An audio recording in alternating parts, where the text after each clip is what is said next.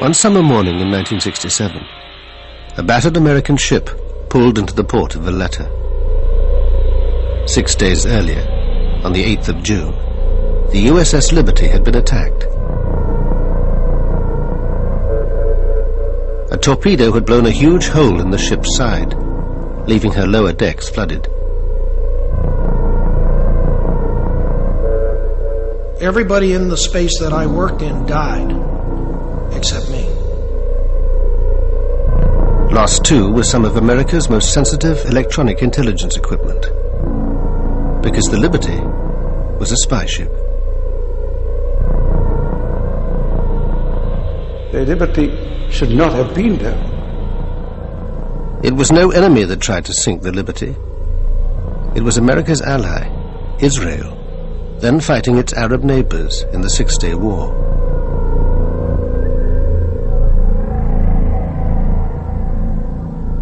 The survivors have always said the attack was no accident. We were well known, and the attack was obviously deliberate. I consider it this cold-blooded murder of American sailors that day. Yet Israel insists it was a tragic case of mistaken identity.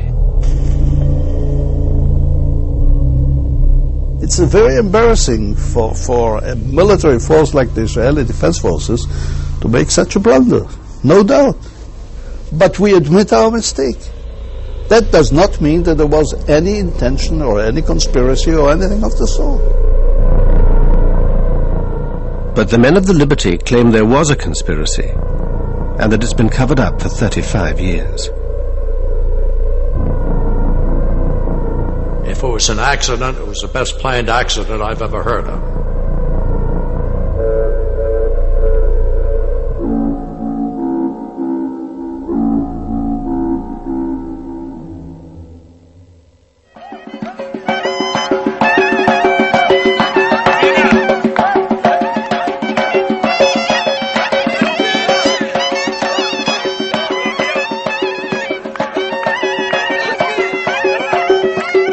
If Jews today can gather at their holiest site, the Wailing Wall, it's because the Six-Day War brought them control of Jerusalem's old city.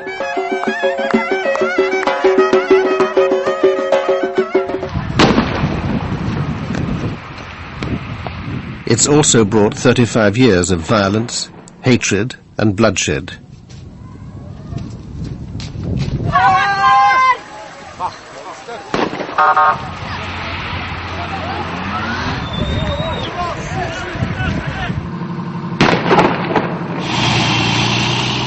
Since 1967, Israel has become the dominant power in the Middle East, thanks to its alliance with the US.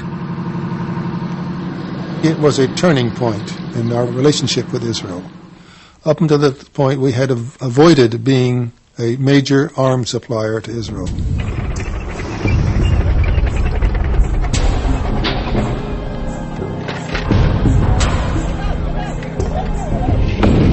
Paradoxically, the security of Israel became one of our strategic objectives, which it had never been in the past. For 35 years, the Liberty veterans have been campaigning for justice and a full inquiry into the attack on their ship. We need you because it's what keeps us going. We can't do the things we want to do without your help. We have never learned why it happened that day, why the ravage of war came in our way. We lost our husbands, sons, and friends, and there is no hope our hearts will mend. Oh, the liberty. For many young men in mid-60s America, joining the Navy was a good alternative to Army service.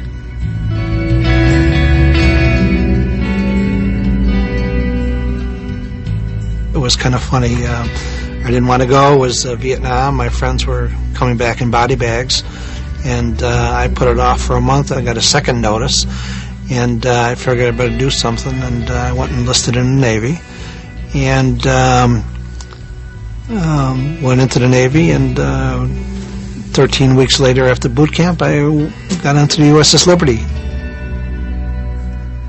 Rankowski didn't yet know it, but the Liberty would also be on her way to war. While America was distracted by Vietnam, the Soviet Union was extending its influence in the Middle East. It backed radical governments in Syria and Egypt, whose president, Gamal Abdel Nasser, had become the Arab world's chief spokesman in its struggle with Israel. Egypt was under enormous pressure at the time, pressure by the Arab partners. I remember the Jordanians calling President Nasser and telling him, "You are only bragging, you are not doing anything, you are letting down your Syrian allies," and things like that. And they saw it as a necessity to do something to help.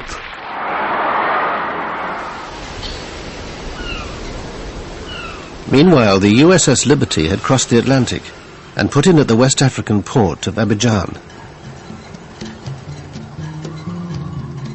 Some of the sailors were on leave and busy with their home movie cameras.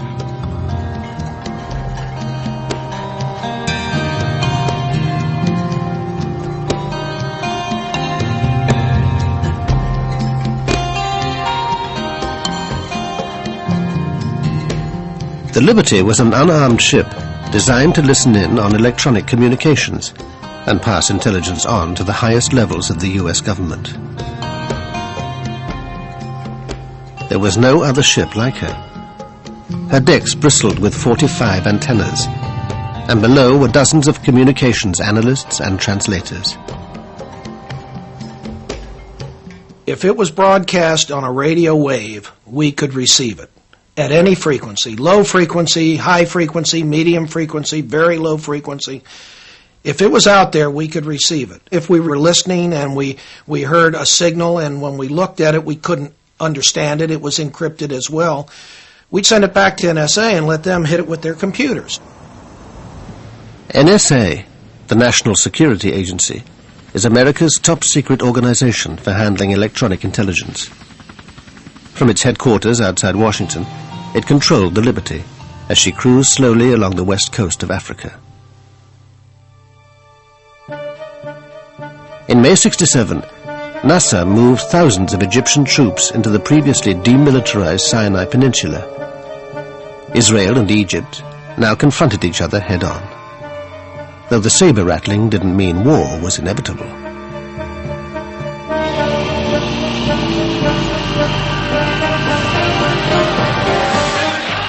Then Nasser raised the stakes. He closed the Straits of Tiran, cutting off the Israeli port of Eilat. Israel saw this as an act of war and began to mobilize. In fact, Hawks and the Israeli government had been waiting for a showdown with the Arabs. Both sides now prepared for war. Soon to be caught up in this was the USS Liberty. Her commander, William L. McGonigal, had been in the Navy since World War II. The crew included highly trained code breakers and radio experts, like Dave Lewis.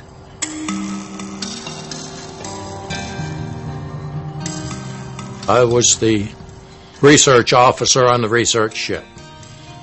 The commanding officer drove the ship. The executive officer was his assistant, and I was in charge of the 195 security group personnel. We were sent around the world, wherever there might be a hot spot, to see if we could determine what was going on and if the United States desired any intervention of any sort. Life aboard the USS Liberty was like no other naval life. And in the 1960s, ships of that ilk operated independently. The commanding officer of the USS America, which was the flagship of the Sixth Fleet, didn't keep track of a ship that was sailing all by itself. When we were off duty, when the sailors were off duty, we went up topside and sunbathed. I mean, we wore pressed, starched, creased uniforms and spit-shine shoes, and our fingernails were never dirty. I mean, we were slick. McGonigal, he was a terrific person. We always on Sunday had a cookout on the fantail of the ship.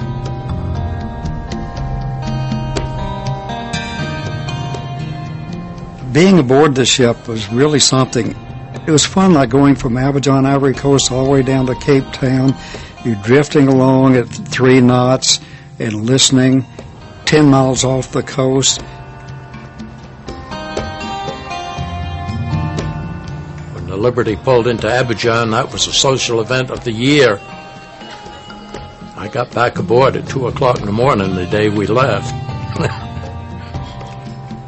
I was met at the gangway by Captain McGonigal, who informed me that we had orders to get underway immediately, and I was to get the rest of the troops, and we were getting underway.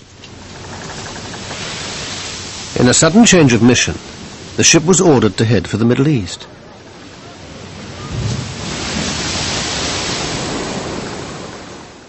"5,000 miles away in Washington, Israel's hardline spy master, Meir Amit, was making a secret visit to his friends in the CIA and the Pentagon. Amit's key meeting was with Robert McNamara, the U.S. Secretary of Defense. Amit wanted to know whether the Americans would back Israel if it struck the first blow. But the two men have very different memories of their encounter. I told him, look, we don't want even one soldier from you. All what we want from you to stop the Russian coming into the arena, and number 2, to help us after the war. So when I finished, he asked me 2 questions. 1, how long it will take? I said 1 week. How many casualties? I told him less than the War of Independence.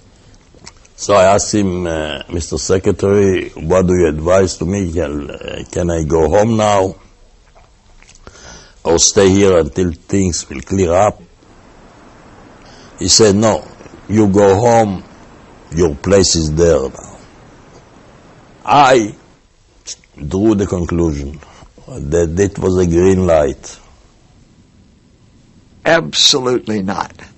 Because at that point, President Johnson and I and Dean Rusk had fully agreed that we must keep the U.S. in a position where if Israel called on us for military assistance to turn back the attack by Egypt and possibly turn back an attack by Egypt with the support of the Soviet Union, we had to be in a position that we could obtain the support of the American people and the Congress for applying military force in support of Israel. And we would not have that support if Israel had attacked Egypt. So our position was, no, don't initiate the attack.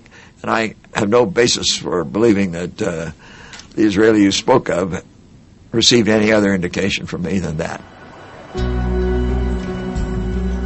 That same night, a young NSA linguist named Alan Blue was suddenly dispatched to join the Liberty.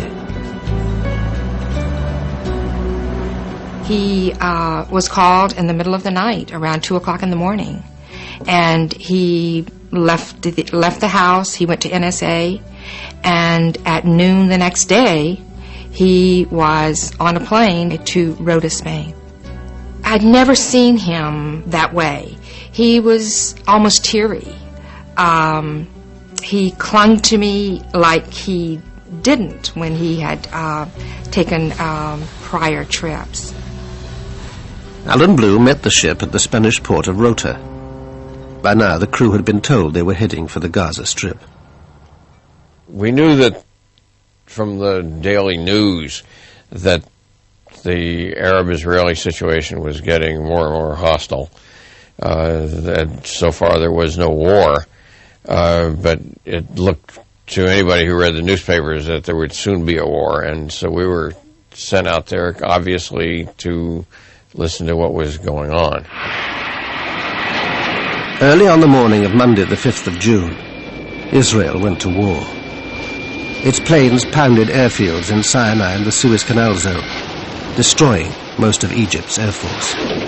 These are the original shots taken by the gun cameras during the attacks on the Arab airfields.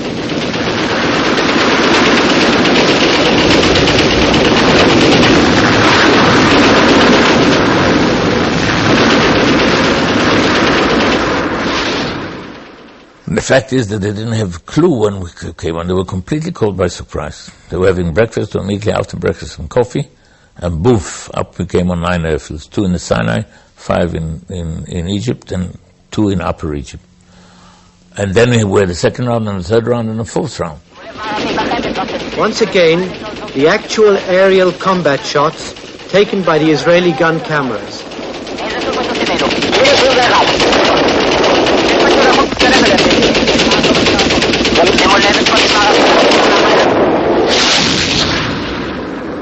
Meanwhile, the Soviet Union was boosting its military presence near the war zone.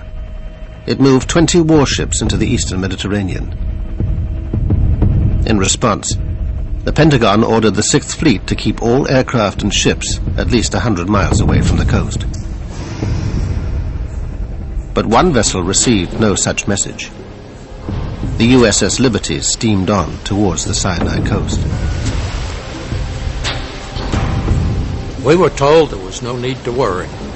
We had asked Commander 6th Fleet for an armed guard to go along with us, a destroyer. He sent the message back saying we were in international waters, flying the American ensign. There was no need for an armed escort. The Liberty was approaching a scene of total Israeli victory. On the 3rd day of the war, they'd taken the West Bank. But the big prize was the capture of Jerusalem's old city. I was elated when I heard it. Jerusalem, every Jew prays, I think, every day next year in Jerusalem. That evening, the Liberty arrived at her destination, off the Sinai coast.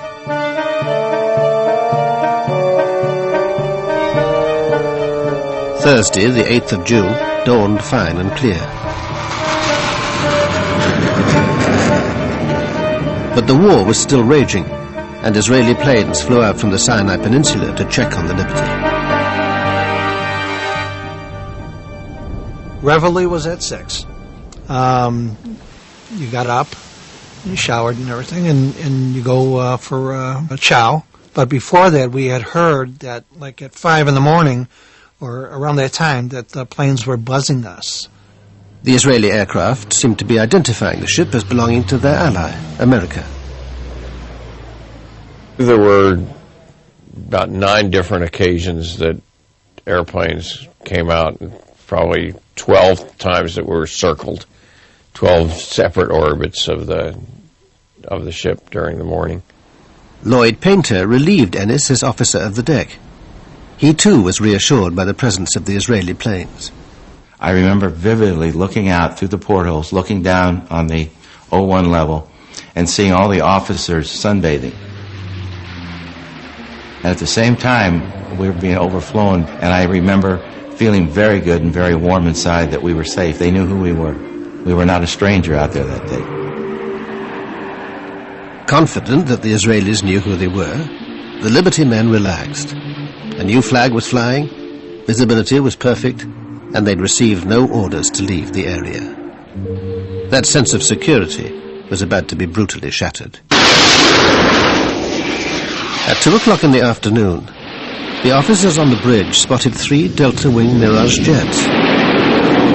I saw them come at us. In fact, I was looking through the porthole when the jets came down and leveled off on us at attack attitude. To my surprise, there were red flashes under the wings, and missiles, rockets started hitting the ship. But the portholes were blown out instantly. Mine in my chest. The fellow next to me got it in his face. And we all went down on the deck with the force of the concussion from the glass. The next thing I heard down in my space was a panicky announcement on the loudspeaker 1MC. General quarters, this is no drill. General quarters, ship is under attack. And you hear ping, ping, ping, ping. The decks above were being shredded. Attempts to send an SOS message failed. The Liberty's frequencies were being jammed. You'd have to know what frequencies we were going to come up on. To know that, you'd have to know that we were an American ship.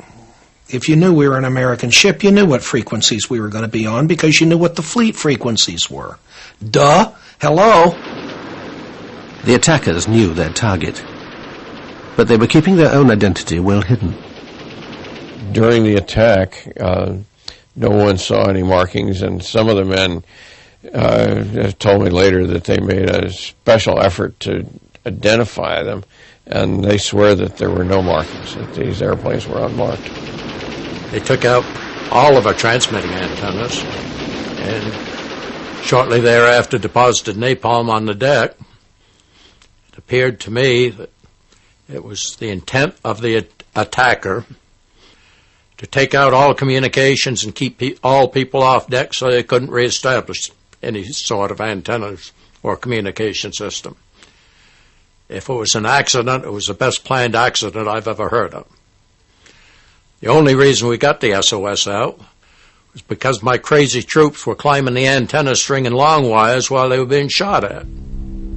At the end of the air attack, 8 men were dead and 75 injured. But the worst was yet to come. We immediately cast off our lines and rushed out. I at least didn't know why. The sea was very calm and a bright day. I think it was around midday, or maybe a little before that, but around midday. And only on the way we were told there was a unknown vessel to the south of us, or southwest of us, and we sped over in that direction. Very soon we did see a ship, clearly a naval vessel. The last thing I remember is the captain on the intercom system saying, "Stand by for torpedo attack, starboard side." Down below the waterline, the men in the engine room got ready to die.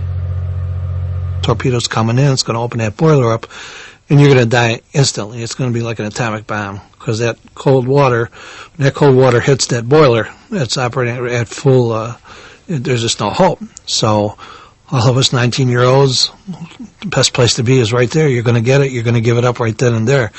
So torpedo attack, we waited, and they said it went by. And this went on like 4 different times. The torpedo is simply dropped into the water.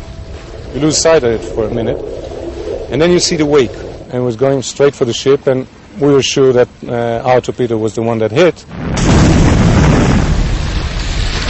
It hit, and it lifted the ship right out of the water and put it down, and we started to list 10 degrees. But it was a slow list, and it was going. And I said, my God, we're going to flip over. I was one of the fortunate ones. A temporary bulkhead wrapped itself around me, and the heat of the torpedo exploded all of the paint onto my skin. So I was black, but it was all superficial. Lost both eardrums, got my eyes burnt a little, but I survived. Almost all of the troops within 20 feet of me were killed instantly.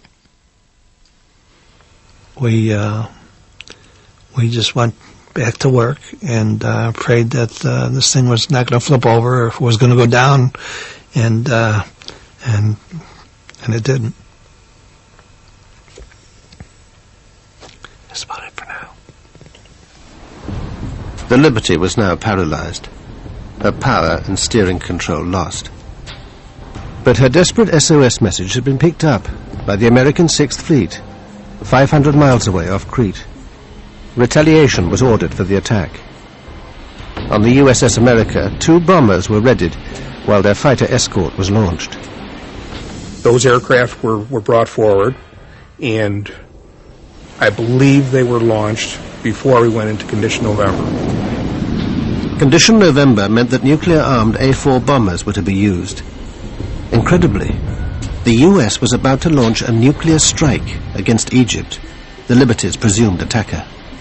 One of them was taxied forward to Cat 1, and it was it had like a shroud around the underside of the fuselage, and it had Marine guards escorting the A4. So that was a very unusual experience. I've never seen anything like that. There was a flash message, as I recall, from one of the carriers that said they had launched ready aircraft. The launching of ready aircraft, you understand, that is typically nuclear-armed aircraft. Cairo was about to be incinerated. The U.S. Embassy was told that an attack was coming. Richard Parker was the political consul. There was this message that the Navy was preparing to retaliate against Egypt for the attack on the Liberty. They thought that it was the Egyptians who attacked it. They were preparing to attack Egypt in response. A few minutes later, Tony Hart passed a Pentagon message through to the Navy. Recall the aircraft. My first thought was, as well, we don't want to do mushroom clouds.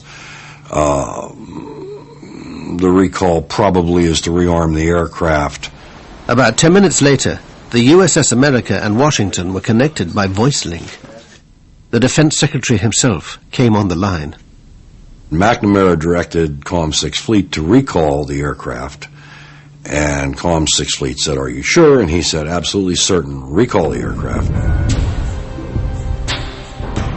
The attack on the Liberty had triggered an extraordinary response. Nuclear-armed planes had been on their way to Cairo. A nuclear strike had been minutes away and had only just been averted. But it seems McNamara was also unwilling to send aircraft directly to help the Liberty. The fleet commander asked for permission to send a rescue flight of conventionally armed aircraft. The admiral was talking to McNamara and asking for permission to relaunch the ready aircraft, relaunch any aircraft. And McNamara said no, that no aircraft were to be launched. McNamara is the boss, you know. He doesn't have to explain why he says what he says.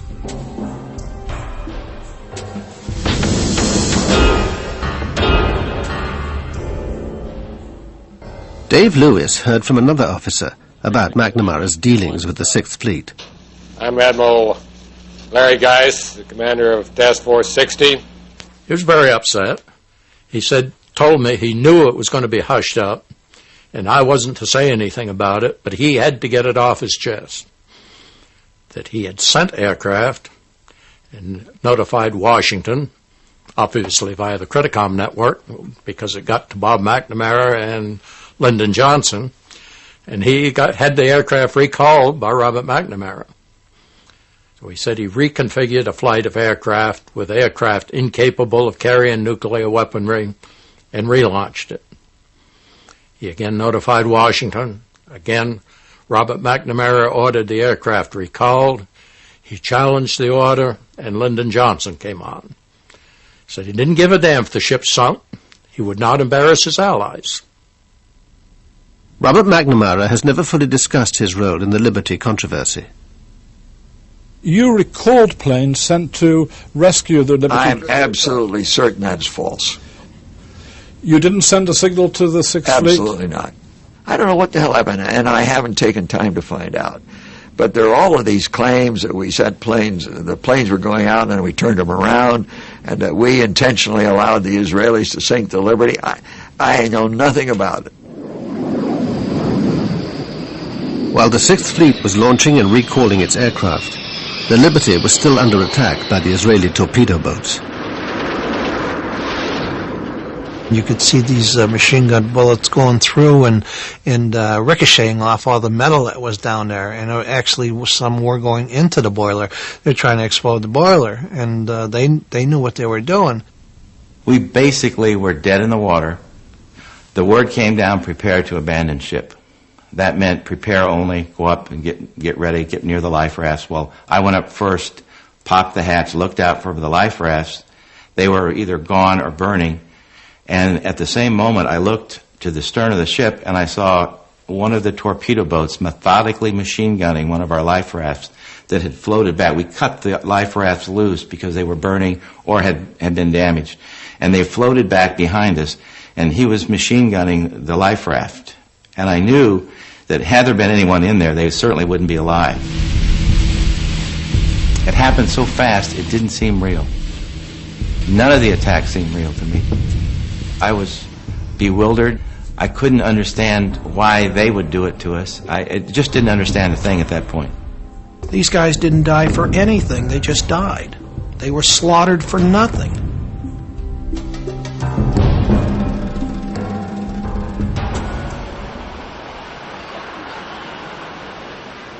The assault was over, but the cover-up was about to begin. At 4 o'clock, the American naval attaché in Tel Aviv heard from the Defense Ministry that a ship had been attacked, in error. The American embassy immediately reported back to the State Department in Washington. I was the first one that got the word, and my immediate reaction was it could not have been an accident. Shortly before 10 in the morning, Washington time, the news was passed on to President Johnson. He was rather inclined to agree with my view was that it had to have been an intended attack. Johnson's belief that the attack was deliberate is preserved in the minutes of a White House meeting the following day. Also present was the CIA Director, Richard Helms. And I know that for the first 24 hours the President was furious that something like this had gone on. Whatever Johnson's inner circle thought privately, officially they accepted Israel's apologies and its explanation. Everybody seemed to be a little appalled at the Israelis, but this was not reflected in the public positions that the collective group had outside that room, and I think we were overprotective of the Israelis at that point. I think the feeling was that the pressure, political pressure, would be too much, and they were just going to let it go. That and thought maybe it would just go away. As a matter of fact, he said to me, standing in the cabinet room one day, "Have you looked at the New York Times? The attack on that American ship is on page 29, when it should have been on the front page."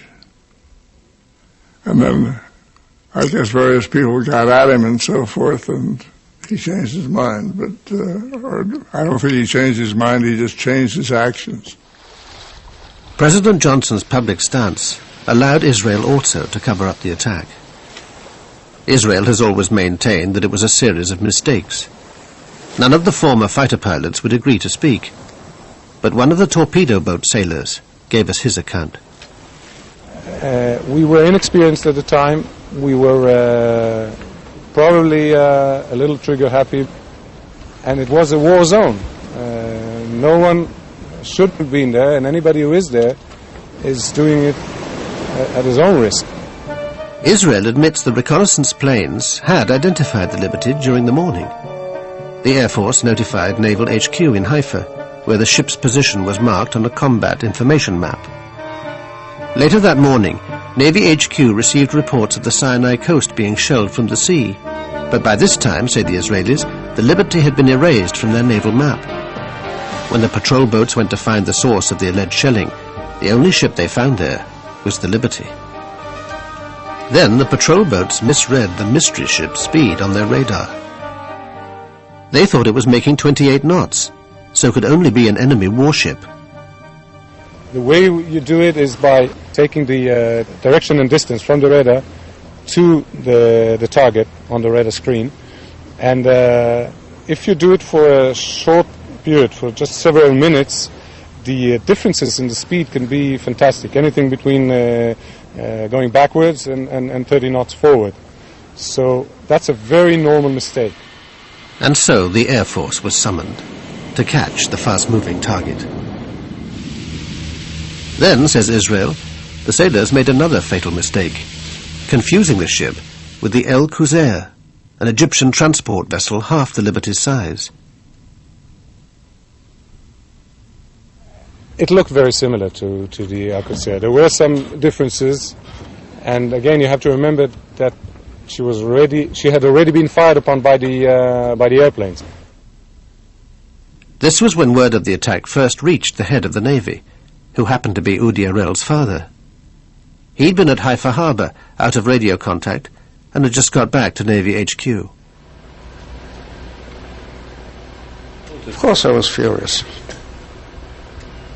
The minute she was torpedoed, and it was clear to me actually that she couldn't have made 28 knots.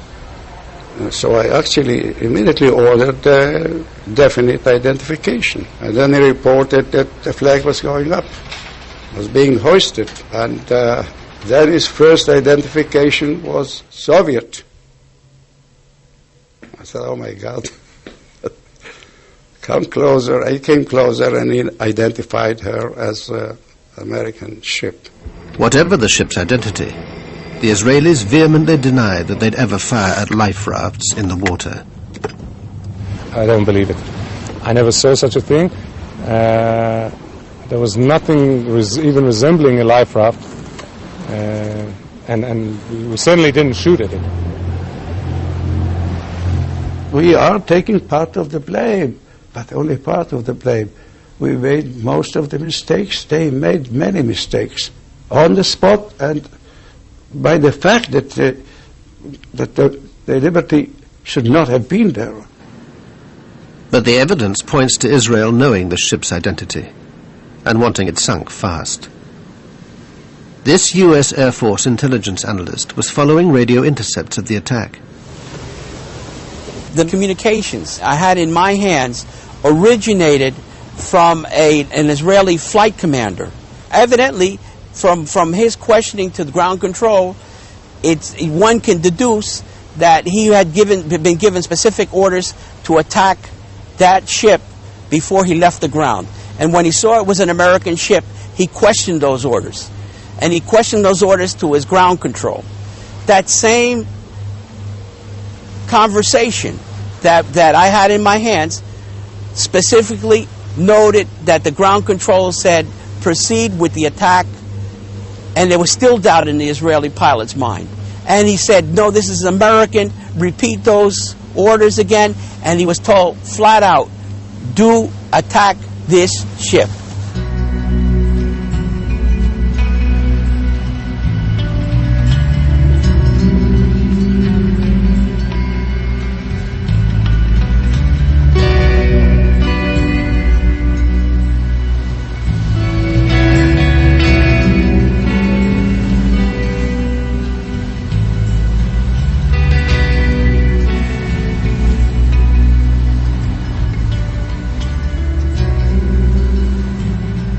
That night was a very long night. I'm thinking at that point, I hope we don't sink, because I knew the extent of the damage. I'd been down and taken a look at it, and I knew that we were in bad, bad shape. We had a lot of dead folks, a lot of gravely wounded folks on that ship, including the captain, who toward the end of the shift, toward the end of the 15 hours, had regained consciousness and was sitting up in his chair, but not saying much, just sat. Help was finally on its way. Ships from the 6th Fleet were steaming towards the Liberty and would reach her the next morning.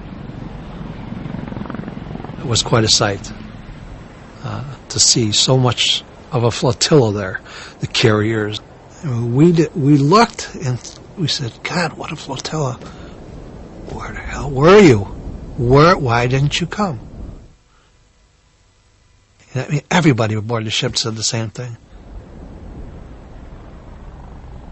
The Liberty was now heading to Malta for emergency repairs. An important visitor was helicoptered aboard. Admiral Isaac Kidd was leading a naval inquiry into the attack. His behavior surprised the sailors. I thought he was a very strange person because he took his stars off and walked around, tried to walk around like a regular guy. You know, everybody knew who he was. But I thought that was rather strange. I didn't buy into that one real easy. He took his eagles off, and he says, well, guys, he says, you just pretend that I'm one of you guys now. Tell me all about it. So they told what they seen in that, and after a while, he put his pins back on, and he says, I don't want you guys talking about this at all to anybody, your shipmates. Don't be giving any interviews here when we're in Malta. He says, anything that has to be told through your division officer, through your captain, don't be talking to your family about it. I mean, he was very specific. By this time, all the injured men had been taken aboard the rescue ships. I remember being hauled up into that helicopter in a basket that had been wrapped tightly around me from head to toe. The corpsman, not knowing which end was up, sat on my head all the way back. And all I could think of was, what an ignominious way to die after having survived a torpedo attack.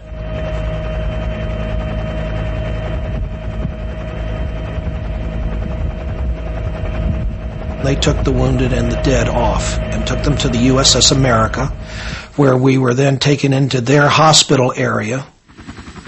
That was when the Navy and the might of the United States Navy was really with us.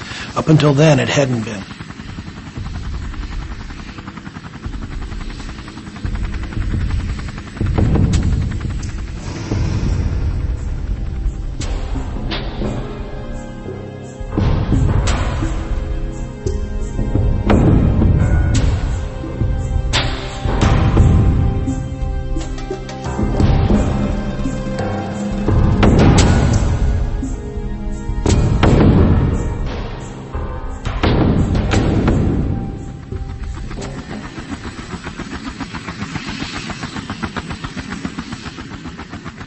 An unarmed American ship had been attacked by Israeli planes and boats. 34 sailors were dead, and the U.S. had done nothing to help. For the first time in 35 years, we can explain why. The theories cast light on the tangled web of American-Israeli relations. Some people suspect the ship might have been overhearing information on Israeli operations in the Sinai.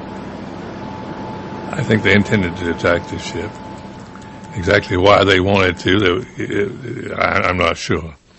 They may have felt we were, with the Liberty, we were listening into some conversations and other things that were going on that they didn't want us to know about. And they had been engaged in some pretty outlandish stuff in the course of the war. And I didn't think they wanted us to know all the detail of that.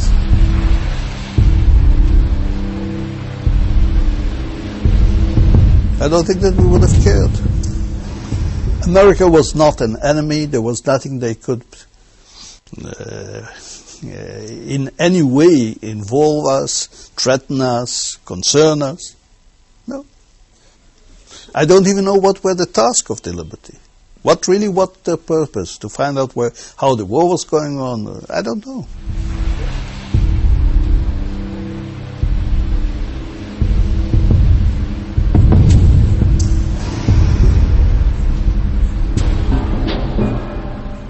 But there's a broader theory, that the attack was intended to be blamed on Egypt, and would therefore draw America into the war, and was carried out with the foreknowledge of certain people in Washington.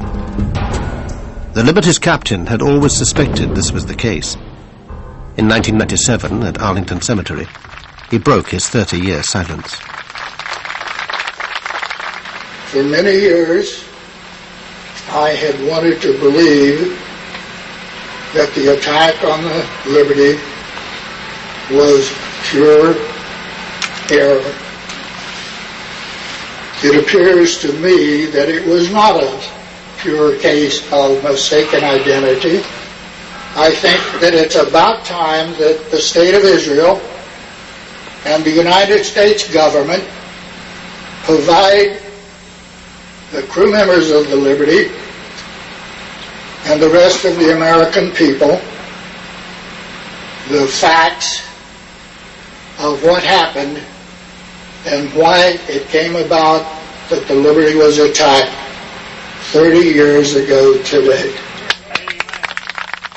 Less than 2 years later, McGonigal himself would be buried at Arlington. Shortly before he died, he sent an open letter to President Clinton calling for Israel to acknowledge publicly that her armed forces had deliberately attacked the USS Liberty. Captain McGonigal was more than just a captain in the Navy. He was a friend. He was a sailor's captain. Towards the end of his life, McGonigal confided in his old friend, the chief engineer. Captain and I was real close, and every time I'd see him while he was in the hospital, he would cry, and he called me a few years, 2 or 3 years before he died. He was going to be in Washington for me to come up there, and I sat in a room with him. We chatted a while, and then he got started telling me that those SOBs really did us in, George. And I said, what are you talking about? McGonigal went on to say that if the Liberty had been sunk with all hands, the blame would naturally fall on Egypt and her Soviet backer. We were guinea pigs to be sunk, and then we could say Egypt and Russia did it. That way the United States could have stepped right in and helped Israel. We found evidence that this was part of a larger plan hatched by Israeli and American intelligence to invade Egypt and overthrow Nasser, a plan codenamed Cyanide. A key figure was James Angleton, Israel's closest friend in the CIA, and unique beneficiary of a memorial from Mossad. Jim Ennis first came across cyanide almost by chance. I had gone to the LBJ library asking for, all Liberty documents, and this one-page paper came out of nowhere. Minutes from the 303 committee. The 303 committee was a secret group that used to meet at the old executive office building, round the corner from the White House. 303 committee was simply a device for examining covert operations of any kind and making a judgment on behalf of the president so he wouldn't be nailed with the thing if it failed. Here in April 1967, the committee met to discuss a sensitive Defense Department project. It would involve the Liberty with a highly risky submarine operation to help Israel.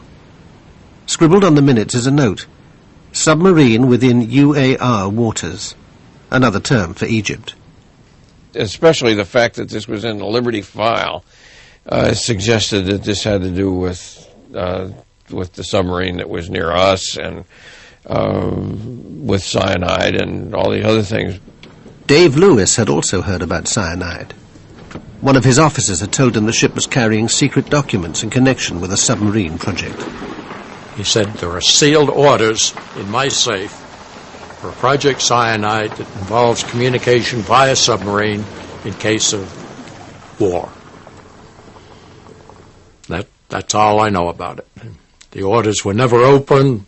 When the attack took place, there wasn't time. So I don't know what they said. What connection could this mysterious submarine have had with the Liberty? And why was it being discussed a full 2 months in advance of the war? The operation is still so sensitive that we could get no comment from US or Israeli intelligence. Operation Sinai. If I heard about it, I heard so. What was it?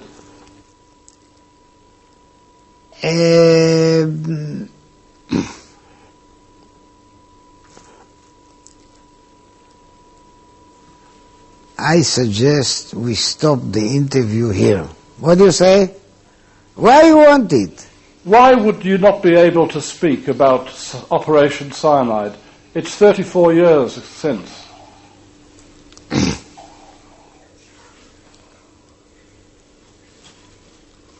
Signature and loyalty to my country. Is it very sensitive? I'm built so, and I know exactly what I'm able to tell you, and I know exactly where I stop. And here I stop. Operation Cyanide was a joint Israeli-American venture using submarines and other covert-type intelligence-gathering efforts against the UAR. But that has a logical explanation. The explanation is the UAR was totally Soviet equipped. They had Soviet advisors. The Soviet Union was our arch enemy at the time. And we were concerned in a volatile Mideast situation with the Soviet problem. We were concerned wherever the Soviets showed up. And they had considerable influence in the United Arab Republic. So there were these joint ventures with Israeli intelligence. We were strategic and tactical reconnaissance photo processing specialists. We flew probably 8 missions that day. All bomb damage assessment. All airports in disarray. Lines of aircraft destroyed in place. From what we saw in that film, it was unchallengeable destruction of the enemy. This covert operation was also part of cyanide. Before the war, the team had secretly been sent to an Israeli air base in the Negev desert. The men wore unmarked uniforms and had no ID, while 4 American reconnaissance planes were disguised as Israeli. There was a hurry-up paint job done to the aircraft to identify them as Israeli aircraft, so that they would be in conformance with normal Israeli markings. No, not one single word of it is true. I don't know what is the man. I don't know. Fantasy. It's a fantasy. He's dreaming. He's making it up. Nothing. They can deny it now. Fine. Take a look at the reconnaissance information that the Israelis have that was published publicly in Time magazine, Life magazine, I think Look magazine. That was our work. The Israelis had no reconnaissance aircraft, and you can't get the detail off of gun cameras that was in those films. If it's true that America was secretly in the war against Egypt, this had to be kept quiet at all costs. Well, the implication would be very serious. I mean, first of all, it means that LBJ and his people around him had been lying to us through their teeth. And that may be a minor matter for most people, but it would be important to us. But more important, it would mean an American participation in the attack on Egypt. A very serious thing for us to have done. And it would have, finished our relations with the Arab world for a long time to come. As it was, 6 Arab states broke relations with us.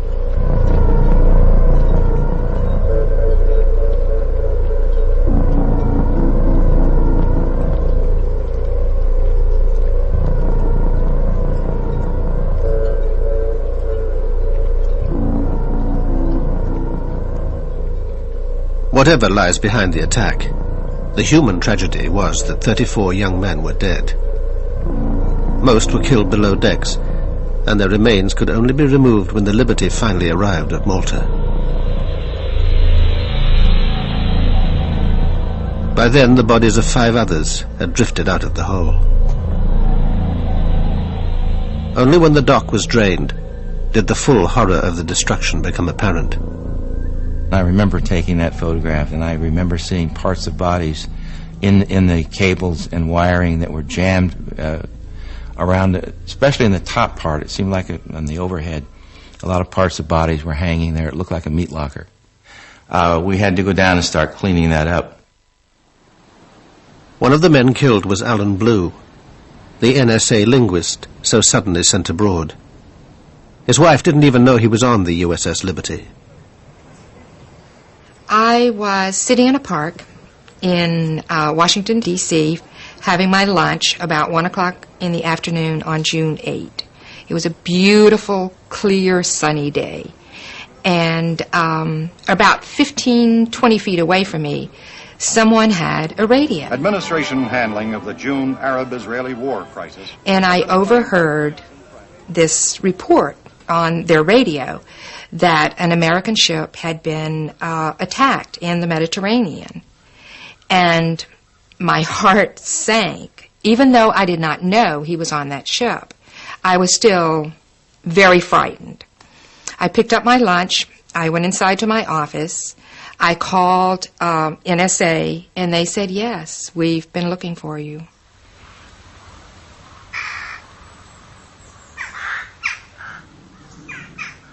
Alan Blue was later buried at Arlington National Cemetery.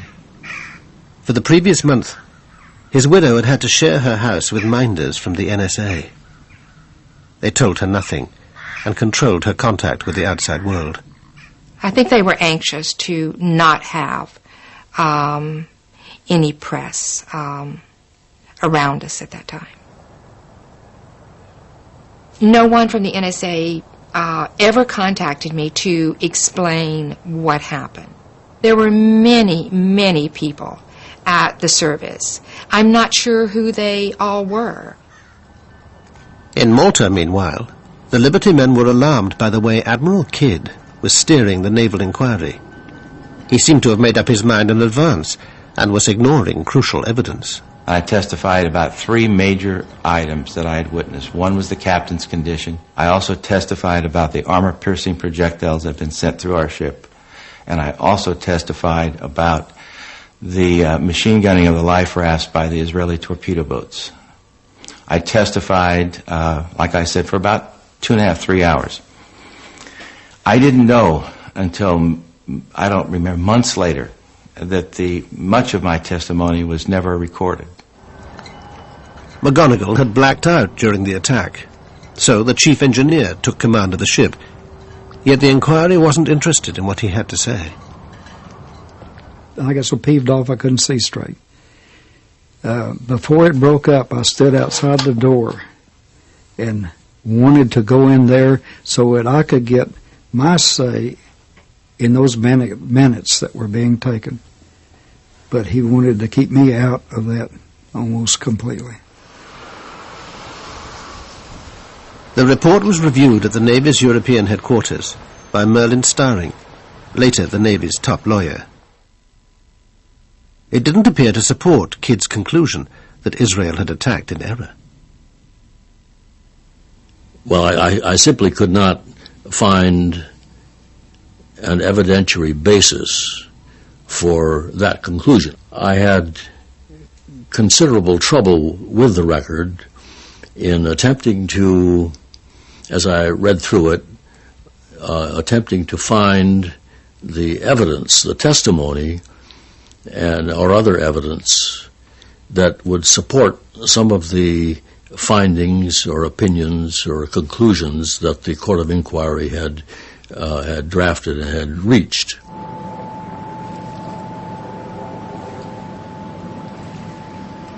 Today, even after 35 years, the Liberty incident remains so sensitive that the U.S. Navy refuses to comment on it.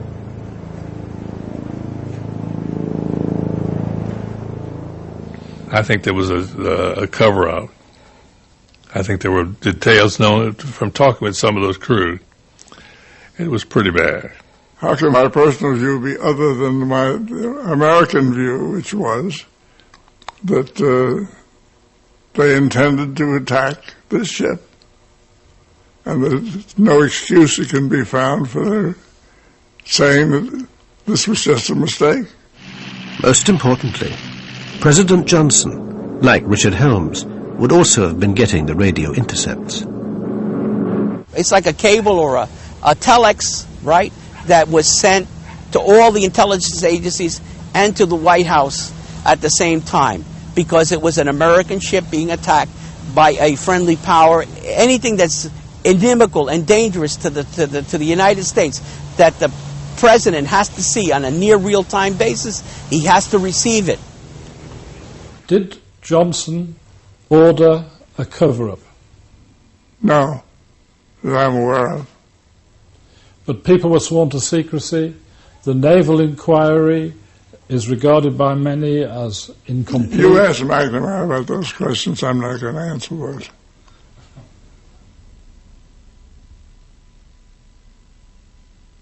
I am not saying anything about the Liberty, period.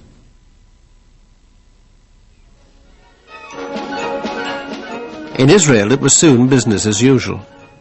An inquiry attended by the Navy Chief, Shlomo Arel, concluded that the attack was mainly due to a series of Israeli blunders. Despite this, nobody was charged or court-martialed. They didn't find anyone guilty of committing any crime or negligence or whatever. But this is, I don't want to make apologies for that, because it was outside my jurisdiction.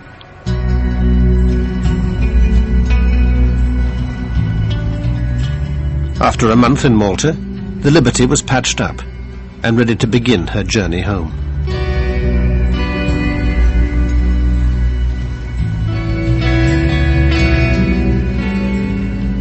It was pretty eerie because we had to stand watches different times down where the torpedo had hit.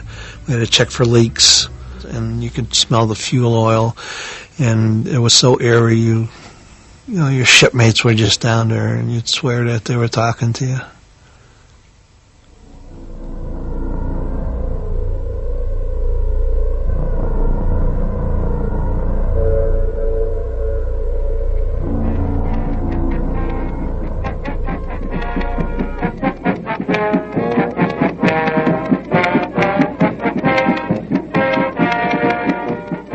We arrived to fanfare, to local press, and Miss Norfolk, Miss Hospitality, Miss everybody.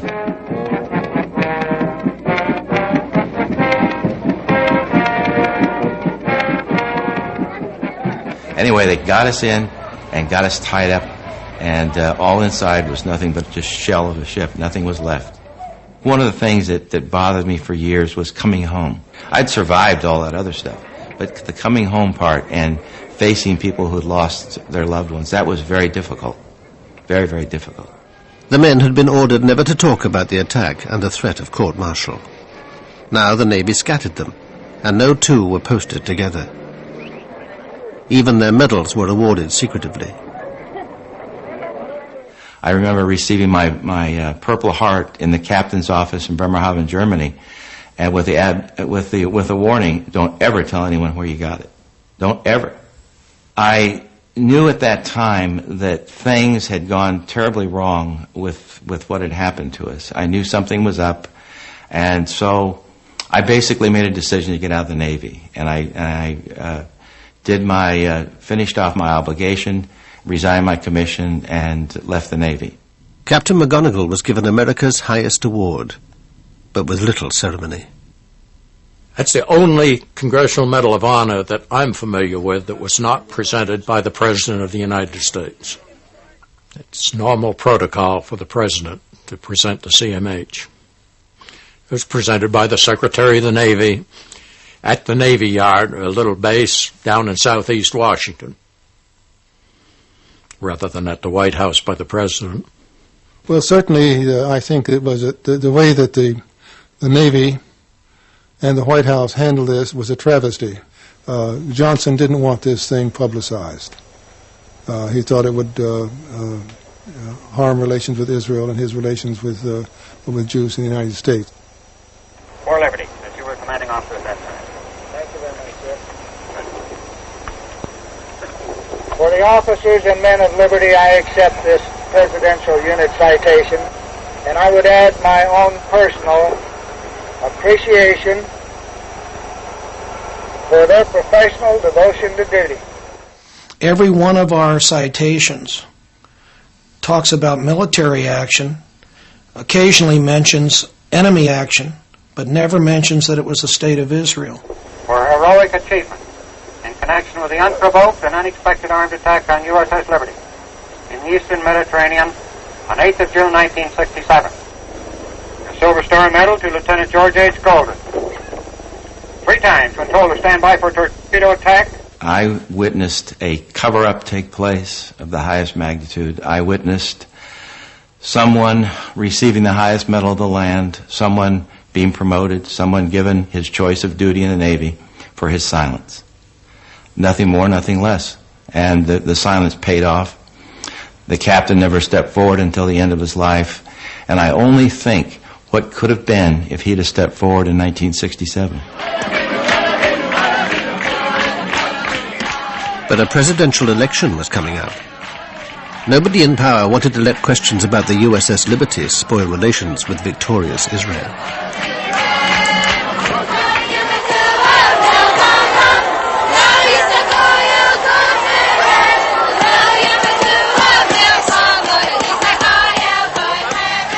I think it should have caused more of a problem than it did.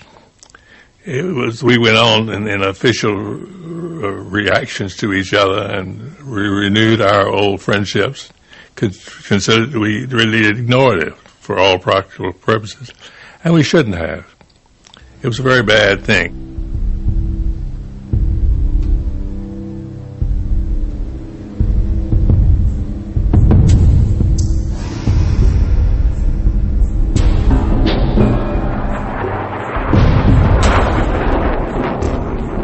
If you want to win a war quickly, there will be more mistakes, unfortunately. But the result of those mistakes is that you have won the war in 6 days. So this is the price you have to pay. Unfortunately, the price in this case, one of the prices, was the Liberty ship. Israel today still occupies the conquered Palestinian territories, thanks to continued U.S. support. The war of only 6 days has left a painful legacy of suspicion, suffering, and sorrow. Among those living with that legacy are the Liberty survivors, bitter about their own government's cover-up. Jim Ennis spent years trying to find out what had really happened. This book will be with me as long as I'm here. I've often said I'd like to have seen it go away years ago. I would have hoped that my book would have generated a congressional investigation that would have answered the remaining questions, and the whole thing could have been put to rest, and there'd be no question about what happened and why, and we just put it on and we all go on to other things. Jerry Goss, Petty Officer. Melvin Smith, Chief Petty Officer. Carl Noah, Seaman. John Spicer, Petty Officer. Gary Blanchard, Seaman. Alan Blue, Civilian. Jerry Converse, Petty Officer.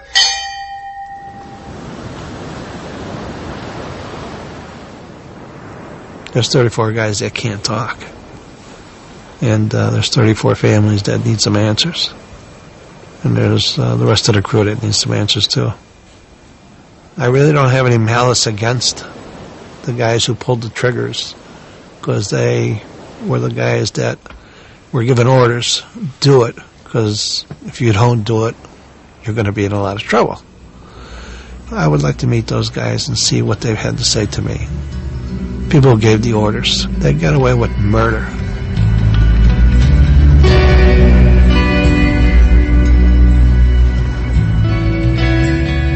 The BBC 4 Zone returns to BBC 2 next Tuesday with a profile of the influential advertising agency that included Charles Saatchi, Alan Parker and David Putnam, the men from the agency 11:20 next week.